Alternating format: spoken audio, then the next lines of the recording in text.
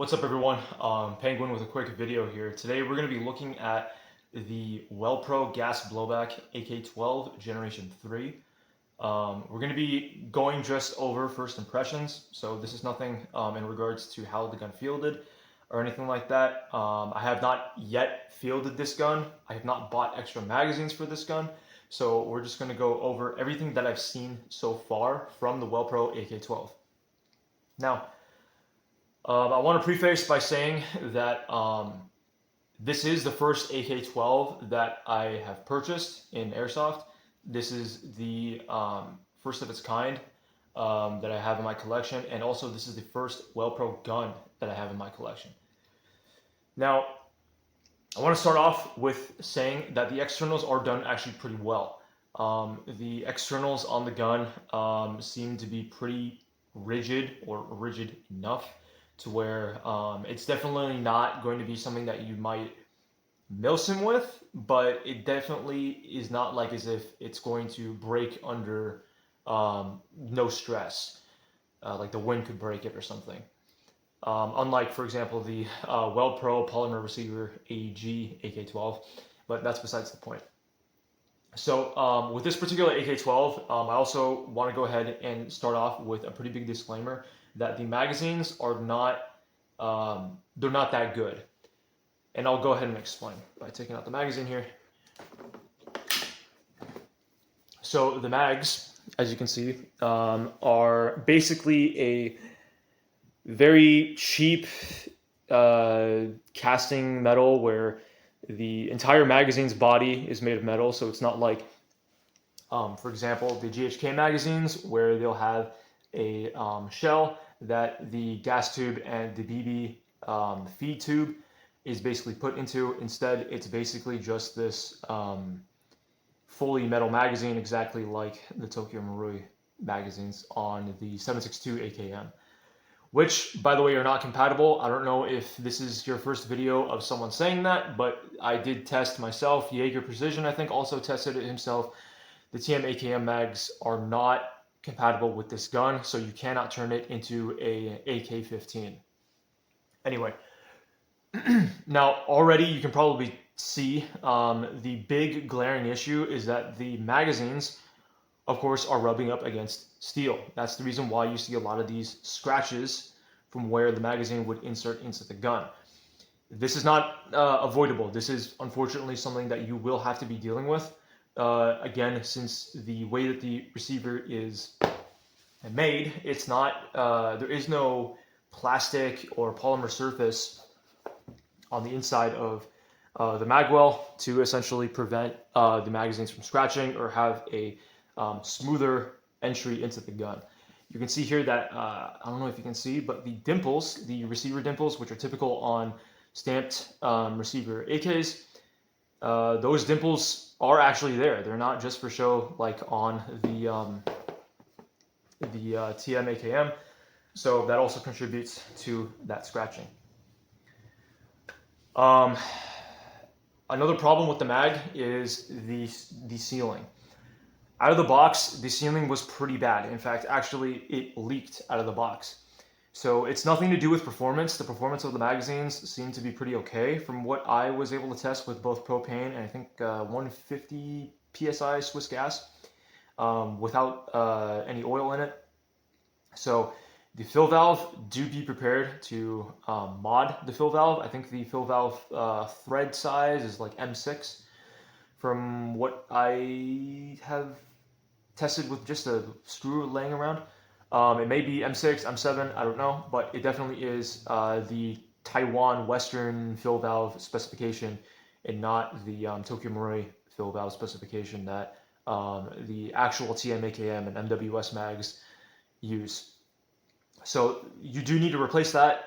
Be sure you also have Teflon tape and a pack of O-rings of various sizes to be able to go ahead and change out the seal on this fill valve and make it more efficient.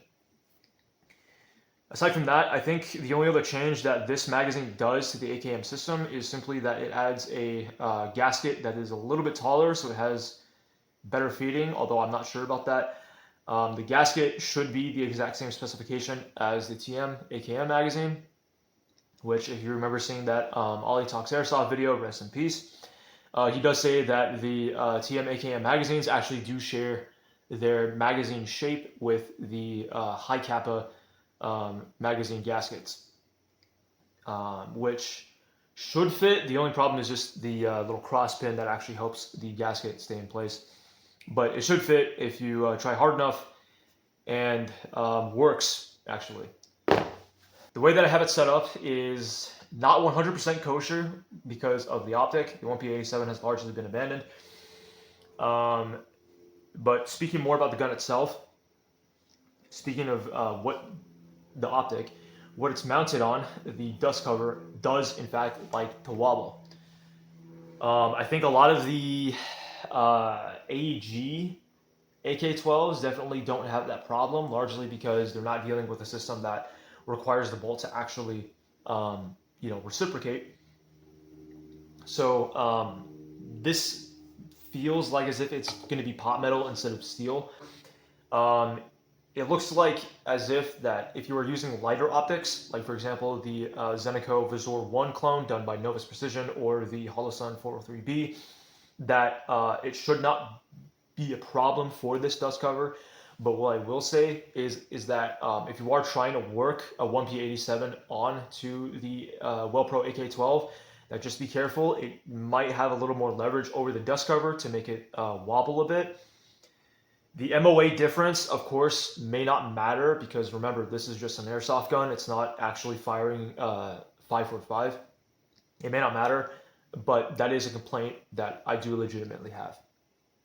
Aside from that, I would say that the only other thing that I've changed internally is the recoil spring. So I don't know if that sounds a little different to you, but the recoil spring was changed to a Dragon Workshop recoil spring that I put from in the steel TM AKM bolt that I had, which I already bought the Bowmaster recoil spring, so it didn't even make sense to put that in there. So we're using the Dragon Workshop recoil spring in there. It definitely does help, especially if you are not trying to also make this thing run duster gas, since this thing is also meant for the Japanese market. It cycles really nicely, and I think also the full auto cycles very cleanly. The safety selector switch is nice and positive. It definitely takes a little bit getting used to, especially knowing that this is an AK and not an AR. I typically will use my index fingers and stuff like that to manipulate the safety instead of my thumb. I think the stock, even though it's completely accurate, this is just kind of a criticism more of Kalashnikov concern rather than Wellpro, but the cheek riser I find to be completely worthless. In terms of the grip out of the box had a bit of a problem where this section of the grip was actually canted because there are sections of the grip that were supposed to lock into the receiver, and I just had to basically force the grip like this, going this way, to have the how would I say, the points of where the grip locks into the receiver finally go into the receiver. Aside from that, the only other thing I can say about the AK-12 is that it does run nicely. It's great that it runs off of Tokyo Marui AKM nozzles, especially. So we have access to those nozzles from Federal Concepts in Portugal. In the event that this gun's nozzle breaks, another thing that I pretty much will say is that I'm really excited to run it. My only complaint really is assembly. I think Wellpro does use manual assembly, and I can especially infer upon this since I actually bought PP19 magazines in preparation of purchasing the PP19, Wellpro PP19 gas blowback. And from what I saw, the base seal, not the fill valve, but the base seal that has the O-ring at the bottom that seals the magazine from the bottom, the hex screws were not fully seated. So again, really a lot of the problems that are going to come from Wellpro are primarily assembly problems. So I haven't heard anything about bad QC yet. We'll see about that. But aside from that, again, you might need to bring out your toolbox, you might need to bring out your mallets, whatever it might be, in the event that something is not assembled correctly. This is my first impression video of the AK-12 Generation 3 gas flow light by WellPro. If you like this video, go ahead and like and subscribe. If you didn't like this video, you know what button to hit. This has been Penguin. I'll see you later.